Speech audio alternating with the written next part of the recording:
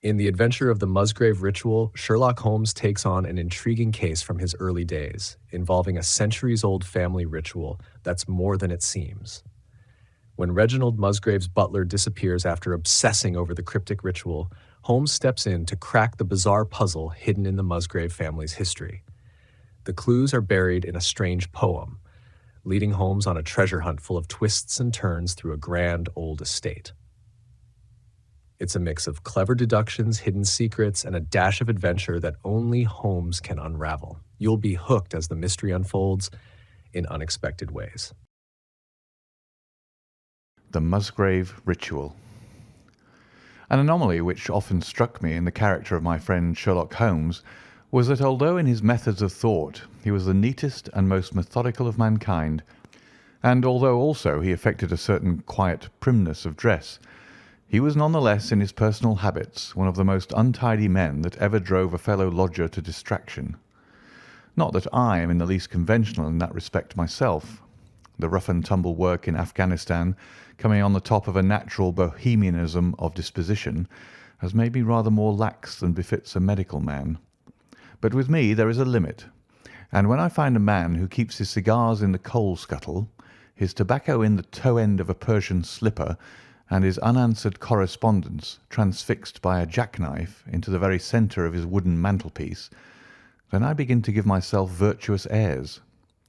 I have always held, too, that pistol practice should be distinctly an open-air pastime, and when Holmes, in one of his queer humours, would sit in an armchair with his hair trigger and 100 Boxer cartridges, and proceed to adorn the opposite wall with a patriotic V.R.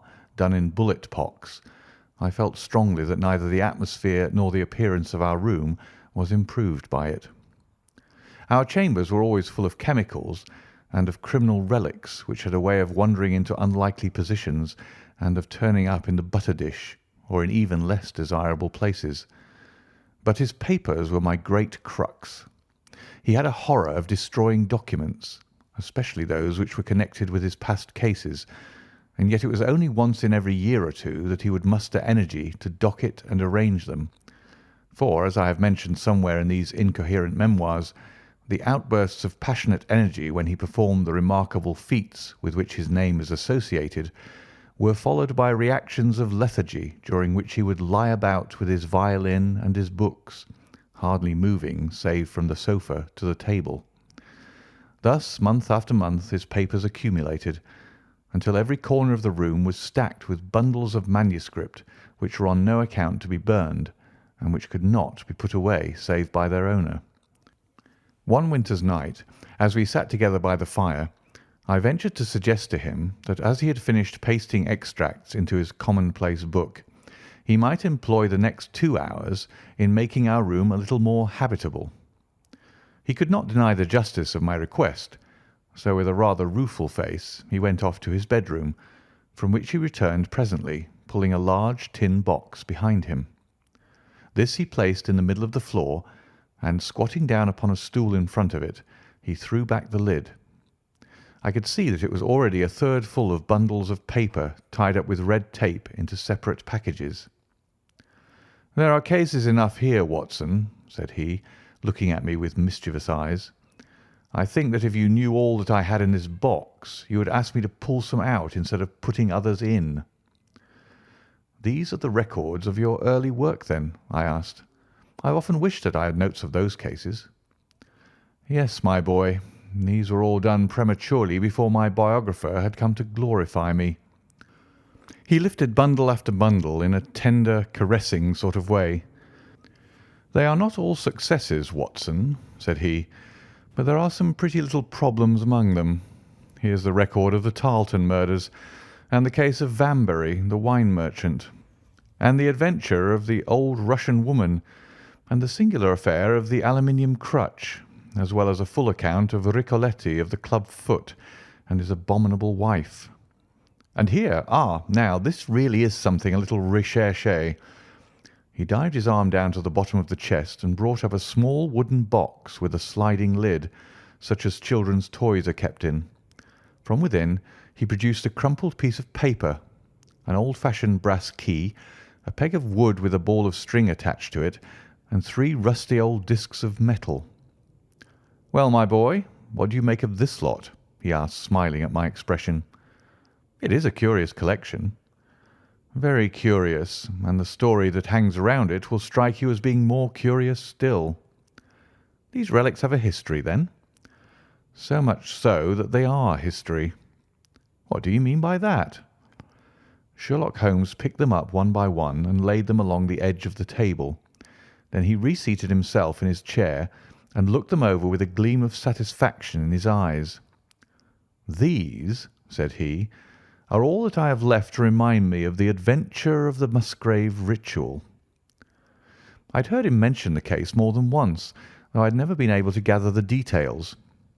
"I should be so glad," said I, "if you would give me an account of it." "And leave the litter as it is?" he cried mischievously. "Your tidiness won't bear much strain after all, Watson. But I should be glad that you should add this case to your annals, for there are points in it which make it quite unique in the criminal records of this, or, I believe, of any other country. A collection of my trifling achievements would certainly be incomplete which contained no account of this very singular business. You may remember how the affair of the Gloria Scott and my conversation with the unhappy man whose fate I told you of first turned my attention in the direction of the profession which had become my life's work. You see me now when my name has become known far and wide, and when I am generally recognised both by the public and by the official force as being a final court of appeal in doubtful cases. Even when you knew me first, at the time of the affair which you have commemorated in A Study in Scarlet, I had already established a considerable, though not a very lucrative, connection. You can hardly realise, then, how difficult I found it at first, and how long I had to wait before I succeeded in making any headway. When I first came up to London, I had rooms in Montague Street, just round the corner from the British Museum, and there I waited, filling in my too abundant leisure time by studying all those branches of science which might make me more efficient. Now and again cases came in my way, principally through the introduction of old fellow students, for during my last years at the university there was a good deal of talk there about myself and my methods. The third of these cases was that of the Musgrave Ritual, and it is to the interest which was aroused by that singular chain of events, and the large issues which proved to be at stake, that I trace my first stride towards the position which I now hold. Reginald Musgrave had been in the same college as myself, and I had some slight acquaintance with him. He was not generally popular among the undergraduates, though it always seemed to me that what was set down as pride was really an attempt to cover extreme natural diffidence. In appearance he was a man of exceedingly aristocratic type, thin, high-nosed, and large-eyed, with languid and yet courtly manners. He was indeed a scion of one of the very oldest families in the kingdom, though his branch was a cadet one which had separated from the northern Musgraves some time in the 16th century, and had established itself in western Sussex, where the manor house of Hurlstone is perhaps the oldest inhabited building in the county. Something of his birthplace seemed to cling to the man, and I never looked at his pale, keen face or the poise of his head without associating him with grey archways and mullioned windows and all the venerable wreckage of a feudal keep. Once or twice we drifted into talk, and I can remember that more than once he expressed a keen interest in my methods of observation and inference. For 4 years I had seen nothing of him until one morning he walked into my room in Montague Street. He had changed little, was dressed like a young man of fashion. He was always a bit of a dandy, and preserved the same quiet, suave manner which had formerly distinguished him. "How has all gone with you, Musgrave?" I asked, after we had cordially shaken hands. "You probably heard of my poor father's death," said he. "He was carried off about 2 years ago. Since then I have, of course, had the Hurlstone estates to manage, and as I am member for my district as well, my life has been a busy one. But I understand, Holmes, that you are turning to practical ends those powers with which you used to amaze us." "Yes," said I, "I have taken to living by my wits." I am delighted to hear it, for your advice at present would be exceedingly valuable to me. We have had some very strange doings at Hurlstone, and the police have been able to throw no light upon the matter. It is really the most extraordinary and inexplicable business." You can imagine with what eagerness I listened to him, Watson, for the very chance for which I had been panting during all those months of inaction seemed to have come within my reach. In my inmost heart I believed that I could succeed where others failed, and now I had the opportunity to test myself. "Pray let me have the details," I cried. Reginald Musgrave sat down opposite to me and lit the cigarette which I had pushed towards him. "You must know," said he, "that though I am a bachelor, I have to keep up a considerable staff of servants at Hurlstone, for it is a rambling old place and takes a good deal of looking after. I preserve, too, and in the pheasant months I usually have a house party, so that it would not do to be short-handed. Altogether there are 8 maids, the cook, the butler, 2 footmen and a boy. The garden and the stables, of course, have a separate staff. Of those servants, the one who had been longest in our service was Brunton the butler. He was a young schoolmaster out of place when he first taken up by my father, but he was a man of great energy and character, and he soon became quite invaluable in the household. He was a well-grown, handsome man with a splendid forehead, and though he has been with us for 20 years, he cannot be more than 40 now. With his personal advantages and his extraordinary gifts, for he can speak several languages and play nearly every musical instrument, it is wonderful that he should have been satisfied so long in such a position. But I suppose that he was comfortable and lacked energy to make any change. The butler of Hurlstone is always a thing that is remembered by all who visit us. But this paragon has one fault. He is a bit of a Don Juan, and you can imagine that for a man like him it is not a very difficult part to play in a quiet country district. When he was married it was all right, but since he has been a widower we have had no end of trouble with him. A few months ago we were in hopes that he was about to settle down again, for we became engaged to Rachel Howells, our second housemaid, but he has thrown her over since then and taken up with Janet Drugellis, the daughter of the head gamekeeper.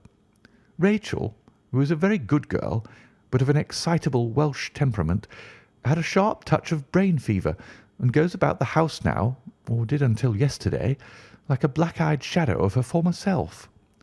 That was our first drama at Hurlstone, but a second one came to drive it from our minds, and it was prefaced by the disgrace and dismissal of butler Brunton.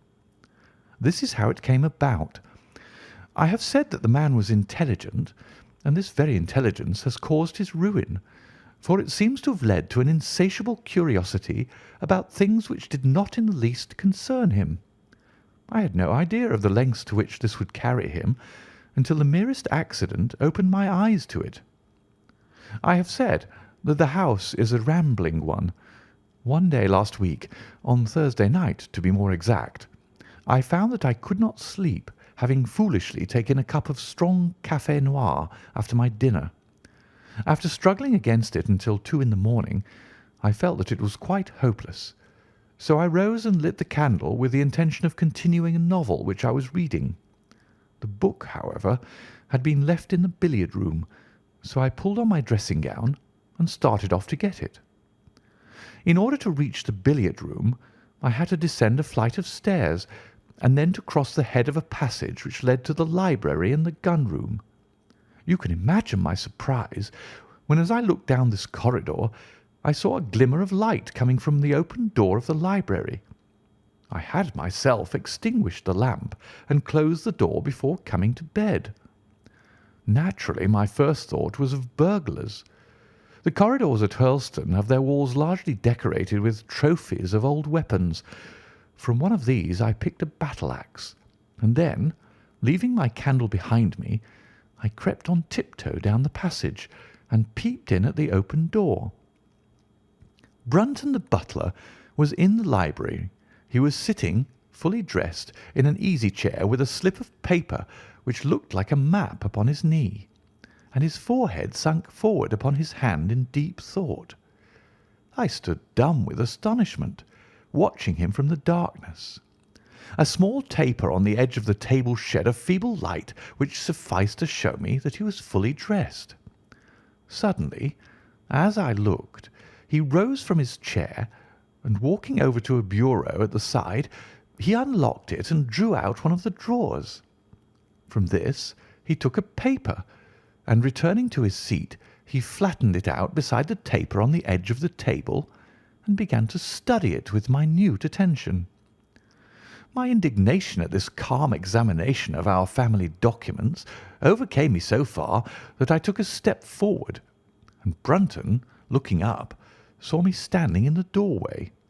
He sprang to his feet, his face turned livid with fear, and he thrust into his breast the chart-like paper which he had been originally studying. "So," said I, "this is how you repay the trust which we have reposed in you. You will leave my service to-morrow." He bowed with the look of a man who is utterly crushed, and slunk past me without a word. The taper was still on the table, and by its light I glanced to see what the paper was which Brunton had taken from the bureau. To my surprise, it was nothing of any importance at all, but simply a copy of the questions and answers in the singular old observance called the Musgrave Ritual. It is a sort of ceremony peculiar to our family, which each Musgrave for centuries past has gone through on his coming of age. A thing of private interest, and perhaps of some little importance to the archaeologist, like our own blazonings and charges, but of no practical use whatever. "We had better come back to the paper afterwards," said I. "If you think it really necessary," he answered with some hesitation. To continue my statement, however, I relocked the bureau, using the key which Brunton had left, and I had turned to go when I was surprised to find that the butler had returned and was standing before me. "Mr. Musgrave, sir," he cried, in a voice which was hoarse with emotion, "I cannot bear disgrace, sir. I have always been proud above my station in life, and disgrace would kill me. My blood will be on your head, sir. It will indeed, if you drive me to despair. If you cannot keep me after what has passed, then for God's sake let me give you notice and leave in a month, as if of my own free will. I could stand that, Mr. Musgrave, but not to be cast out before all the folk that I know so well." "You don't deserve much consideration, Brunton," I answered. "Your conduct has been most infamous. However, as you have been a long time in the family, I have no wish to bring public disgrace upon you. A month, however, is too long. Take yourself away in a week, and give what reason you like for going." "Only a week, sir," he cried, in a despairing voice. "A fortnight, say at least a fortnight." "A week," I repeated, "and you may consider yourself to have been very leniently dealt with." He crept away, his face sunk upon his breast like a broken man, while I put out the light and returned to my room. For 2 days after this, Brunton was most assiduous in his attention to his duties. I made no allusion to what had passed, and waited with some curiosity to see how he would cover his disgrace. On the third morning, however, he did not appear, as was his custom after breakfast, to receive my instructions for the day. As I left the dining-room, I happened to meet Rachel Howells, the maid. I have told you that she had only recently recovered from an illness, and was looking so wretchedly pale and wan that I remonstrated with her for being at work. "You should be in bed," I said. "Come back to your duties when you are stronger." She looked at me with so strange an expression that I began to suspect that her brain was affected. "I am strong enough, Mr. Musgrave," said she. "We will see what the doctor says," I answered. "You must stop work now, and when you go downstairs, just say that I wish to see Brunton." "The butler is gone," said she. "Gone? Gone where?" "He is gone. No one has seen him. He's not in his room. Oh, yes, he's gone. He's gone." She fell back against the wall with shriek after shriek of laughter, while I, horrified at this sudden hysterical attack, rushed to the bell to summon help. The girl was taken to her room, still screaming and sobbing, while I made inquiries about Brunton. There was no doubt about it that he had disappeared. His bed had not been slept in. He had been seen by no one since he had retired to his room the night before, and yet it was difficult to see how he could have left the house, as both windows and doors were found to be fastened in the morning. His clothes, his watch, and even his money were in his room, but the black suit which he usually wore was missing. His slippers, too, were gone, but his boots were left behind. Where, then, could butler Brunton have gone in the night, and what could have become of him now? Of course, we searched the house from cellar to garret, but there was no trace of him. It is, as I have said, a labyrinth of an old house, especially the original wing, which is now practically uninhabited, but we ransacked every room and cellar without discovering the least sign of the missing man. It was incredible to me that he could have gone away, leaving all his property behind him, and yet where could he be? I called in the local police, but without success. Rain had fallen on the night before, and we examined the lawn and the paths all around the house, but in vain. Matters were in this state when a new development quite drew our attention away from the original mystery. For 2 days Rachel Howells had been so ill, sometimes delirious, sometimes hysterical, that a nurse had been employed to sit up with her at night. On the 3rd night after Brunton's disappearance, the nurse, finding her patient sleeping nicely, had dropped into a nap in the armchair, when she woke in the early morning to find the bed empty, the window open, and no signs of the invalid. I was instantly aroused, and, with the 2 footmen, started off at once in search of the missing girl. It was not difficult to tell the direction which she had taken, for, starting from under her window, we could follow her footmarks easily across the lawn to the edge of the mere, where they vanished close to the gravel path which leads out of the grounds. The lake there is 8 feet deep, and you can imagine our feelings when we saw that the trail of the poor demented girl came to an end at the edge of it. Of course, we had the drags at once and set to work to recover the remains, but no trace of the body could we find. On the other hand, we brought to the surface an object of a most unexpected kind. It was a linen bag which contained within it a mass of old rusted and discoloured metal and several dull-coloured pieces of pebble or glass. This strange find was all that we could get from the mere, and although we made every possible search and inquiry yesterday, we know nothing of the fate either of Rachel Howells or of Richard Brunton. The county police are at their wits' end, and I have come up to you as a last resource. You can imagine, Watson, with what eagerness I listened to this extraordinary sequence of events, and endeavoured to piece them together and to devise some common thread upon which they might all hang. The butler was gone, the maid was gone. The maid had loved the butler, but had afterwards had cause to hate him. She was of Welsh blood, fiery and passionate. She had been terribly excited immediately after his disappearance. She had flung into the lake a bag containing some curious contents. These were all factors which had to be taken into consideration, and yet none of them got quite to the heart of the matter. What was the starting point of this chain of events?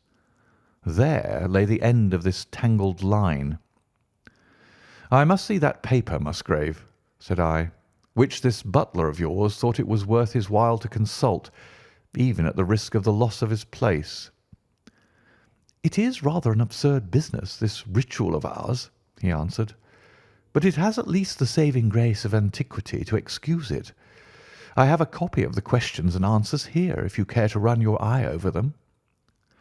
He handed me the very paper which I have here, Watson, and this is the strange catechism to which each Musgrave had to submit when he came to man's estate. I will read you the questions and answers as they stand. Whose was it? His who is gone. Who shall have it? He who will come. Where was the sun? Over the oak. Where was the shadow? Under the elm. How was it stepped? North by 10 and by 10, east by 5 and by 5, south by 2 and by 2, west by 1 and by 1, and so under. What shall we give for it? All that is ours. Why should we give it? For the sake of the trust.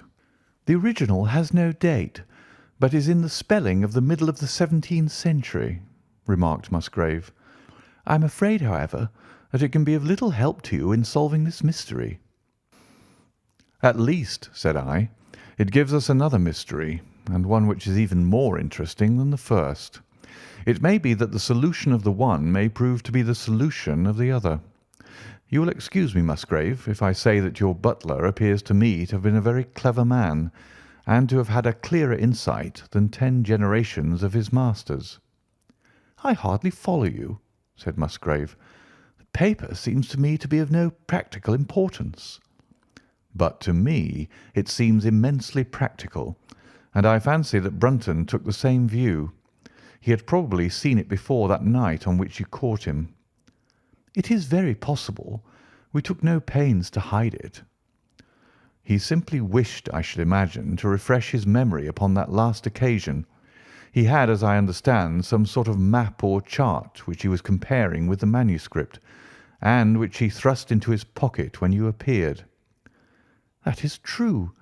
But what could he have to do with this old family custom of ours, and what does this rigmarole mean? I don't think that we should have much difficulty in determining that, said I. With your permission, we will take the first train down to Sussex and go a little more deeply into the matter upon the spot. The same afternoon saw us both at Hurlstone.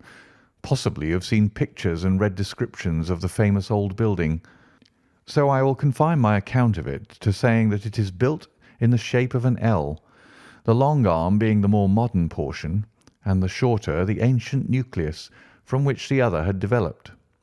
Over the low, heavily linteled door in the centre of this old part is chiselled the date 1607, but experts are agreed that the beams and stonework are really much older than this.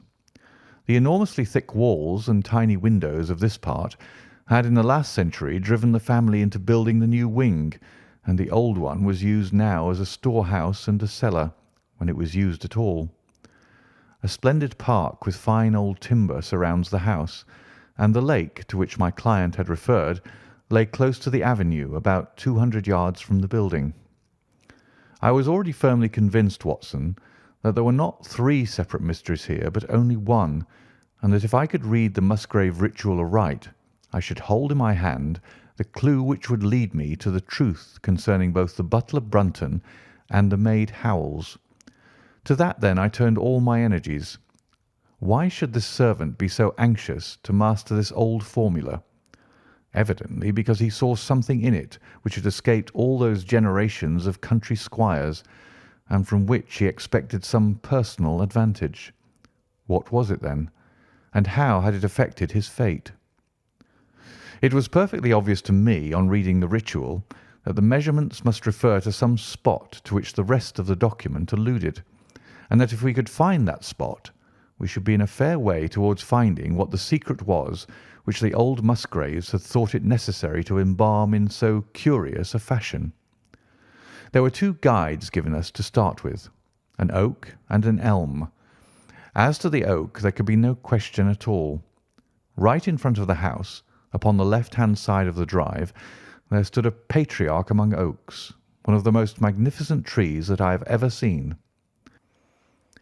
That was there when your ritual was drawn up, said I, as we drove past it. It was there at the Norman Conquest in all probability, he answered. It has a girth of 23 feet. Have you any old elms? I asked. There used to be a very old one over yonder, but it was struck by lightning 10 years ago, and we cut down the stump. You can see where it used to be? Oh, yes. There are no other elms? No old ones, but plenty of beeches. I should like to see where it grew. We had driven up in a dog-cart, and my client led me away at once, without our entering the house, to the scar on the lawn where the elm had stood. It was nearly midway between the oak and the house. My investigation seemed to be progressing.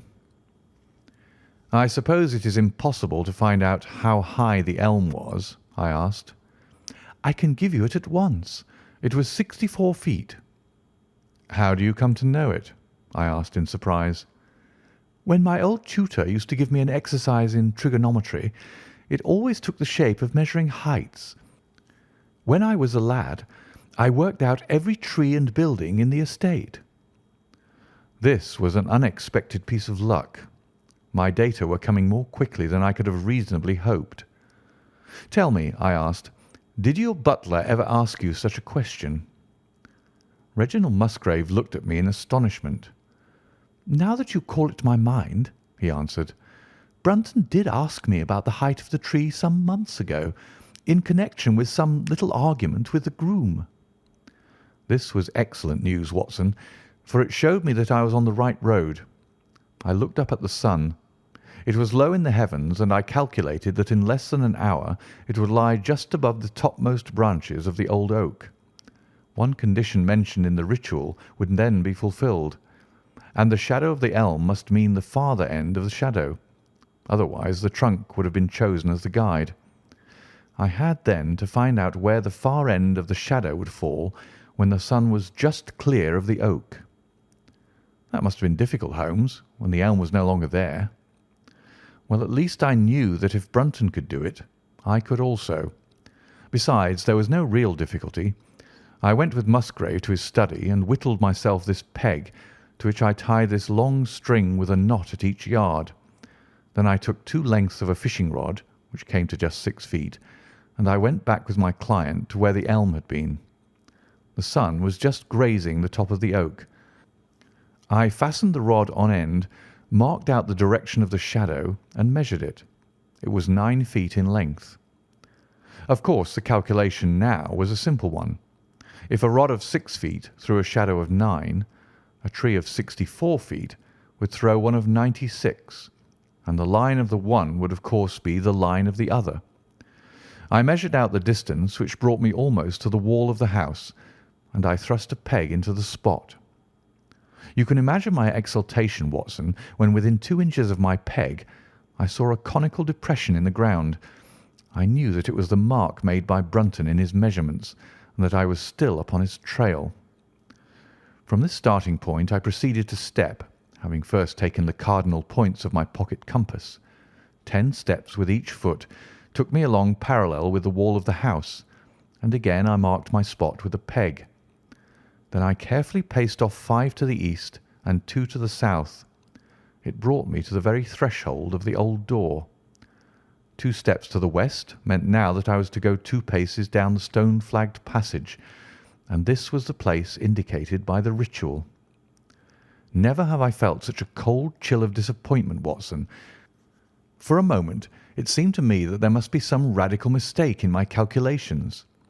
The setting sun shone full upon the passage floor, and I could see that the old, foot-worn grey stones with which it was paved were firmly cemented together, and had certainly not been moved for many a long year. Brunton had not been at work here.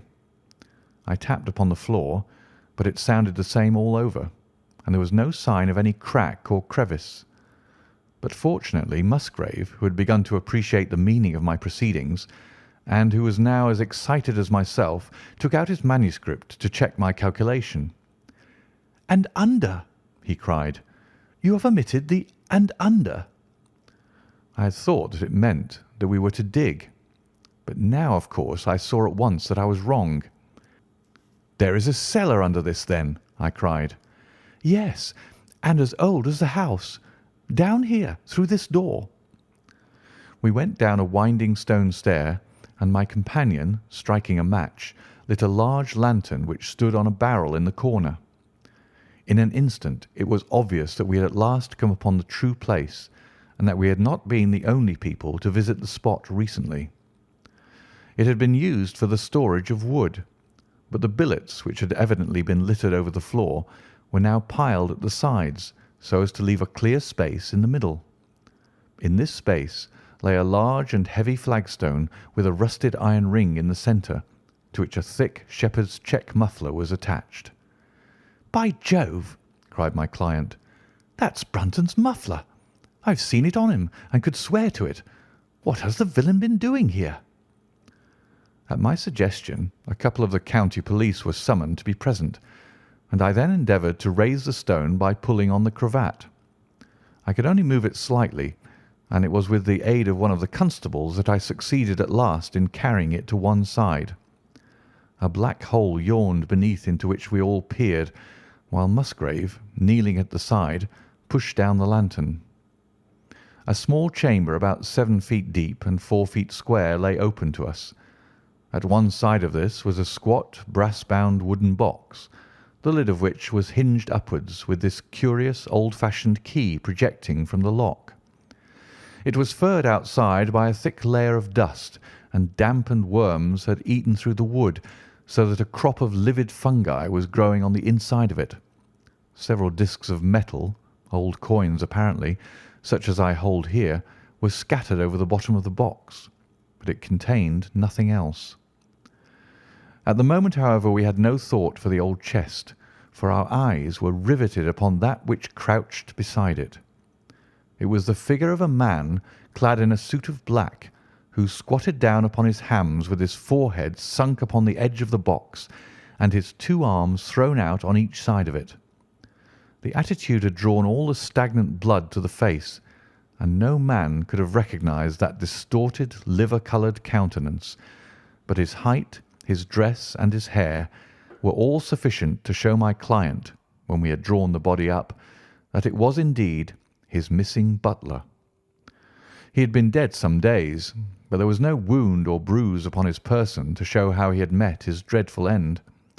When his body had been carried from the cellar, we found ourselves still confronted with a problem which was almost as formidable as that which we had started. I confess that so far, Watson, I had been disappointed in my investigation. I had reckoned upon solving the matter when once I had found the place referred to in the ritual. But now I was there, and was apparently as far as ever from knowing what it was which the family had concealed with such elaborate precautions. It is true that I had thrown a light upon the fate of Brunton, but now I had to ascertain how that fate had come upon him, and what part had been played in the matter by the woman who had disappeared. I sat down upon a keg in the corner and thought the whole matter carefully over. You know my methods in such cases, Watson. I put myself in the man's place, and, having first gauged his intelligence, I try to imagine how I should myself have proceeded under the same circumstances. In this case the matter was simplified by Brunton's intelligence being quite first-rate, so that it was unnecessary to make any allowance for the personal equation, as the astronomers have dubbed it. He knew that something valuable was concealed. He had spotted the place. He found that the stone which covered it was just too heavy for a man to move unaided. What would he do next? He could not get help from outside, even if he had someone whom he could trust, without the unbarring of doors and considerable risk of detection. It was better, if he could, to have his helpmate inside the house. But whom could he ask? This girl had been devoted to him. A man always finds it hard to realize that he may have finally lost a woman's love, however badly he may have treated her. He would try by a few attentions to make his peace with the girl Howells, and then would engage her as his accomplice. Together they would come at night to the cellar, and their united force would suffice to raise the stone. So far I could follow their actions as if I had actually seen them. But for 2 of them, and one a woman, it must have been heavy work, the raising of that stone. A burly Sussex policeman and I had found it no light job. What would they do to assist them? Probably what I should have done myself. I rose and examined carefully the different billets of wood which were scattered round the floor. Almost at once I came upon what I expected. One piece, about 3 feet in length, had a very marked indentation at one end, while several were flattened at the sides as if they had been compressed by some considerable weight. Evidently, as they had dragged the stone up, they had thrust the chunks of wood into the chink, until at last, when the opening was large enough to crawl through, They would hold it open by a billet placed lengthwise, which might very well become indented at the lower end, since the whole weight of the stone would press it down to the edge of this other slab. So far, I was still on safe ground. And now, how was I to proceed to reconstruct this midnight drama? Clearly, only one could fit into the hole, and that one was Brunton. The girl must have waited above. Brunton then unlocked the box, handed up the contents, presumably, since they were not to be found, and then what happened? What smouldering fire of vengeance had suddenly sprung into flame in this passionate Celtic woman's soul when she saw the man who had wronged her perhaps far more than we suspected, in her power? Was it a chance that the wood had slipped and that the stone had shut Brunton into what had become his sepulchre? Had she only been guilty of silence as to his fate? Or had some sudden blow from her hand dashed the support away and sent the slab crashing down into its place? Be that as it might, I seemed to see that woman's figure still clutching at her treasure trove and flying wildly up the winding stair, with her ears ringing perhaps with the muffled screams from behind her and with the drumming of frenzied hands against the slab of stone which was choking her faithless lover's life out. Here was the secret of her blanched face, her shaken nerves, her peals of hysterical laughter on the next morning. But what had been in the box? What had she done with that? Of course, it must have been the old metal and pebbles which my client had dragged from the mere. She had thrown them in there at the first opportunity to remove the last trace of her crime. For 20 minutes I had sat motionless, thinking the matter out. Musgrave still stood with a very pale face, swinging his lantern and peering down into the hole. "These are the coins of Charles I," said he, holding out the few which had been in the box. "You see we were right in fixing our date for the ritual." "We may find something else of Charles I," I cried, as the probable meaning of the first two questions of the ritual broke suddenly upon me. "Let me see the contents of the bag which you fished from the mere." We ascended to his study, and he laid the debris before me. I could understand his regarding it as of small importance when I looked at it, for the metal was almost black and the stones lustreless and dull. I rubbed one of them on my sleeve, however, and it glowed afterwards like a spark in the dark hollow of my hand. The metalwork was in the form of a double ring, but it had been bent and twisted out of its original shape. "You must bear in mind," said I, "that the royal party made head in England even after the death of the king, and that when they at last fled, they probably left many of their most precious possessions buried behind them, with the intention of returning for them in more peaceful times." "My ancestor, Sir Ralph Musgrave, was a prominent cavalier and the right-hand man of Charles II in his wanderings," said my friend. "Ah, indeed," I answered. "Well now, I think that really should give us the last link that we wanted. I must congratulate you on coming into the possession, though in rather a tragic manner, of a relic which is of great intrinsic value, but of even greater importance as an historical curiosity." "What is it, then?" he gasped in astonishment. "It is nothing less than the ancient crown of the kings of England." "The crown?" "Precisely. Consider what the ritual says. How does it run? Whose was it? His who is gone. That was after the execution of Charles. Then, who shall have it? He who will come. That was Charles II, whose advent was already foreseen. There can, I think, be no doubt that this battered and shapeless diadem once encircled the brows of the royal Stuarts." "And how came it in the pond?" "Ah, that is a question that will take some time to answer." And with that I sketched out to him the whole long chain of surmise and of proof which I had constructed. The twilight had closed in, and the moon was shining brightly in the sky before my narrative was finished. "And how was it, then, that Charles did not get his crown when he returned?" asked Musgrave, pushing back the relic into its linen bag. "Ah, there you lay your finger upon the one point which we shall probably never be able to clear up.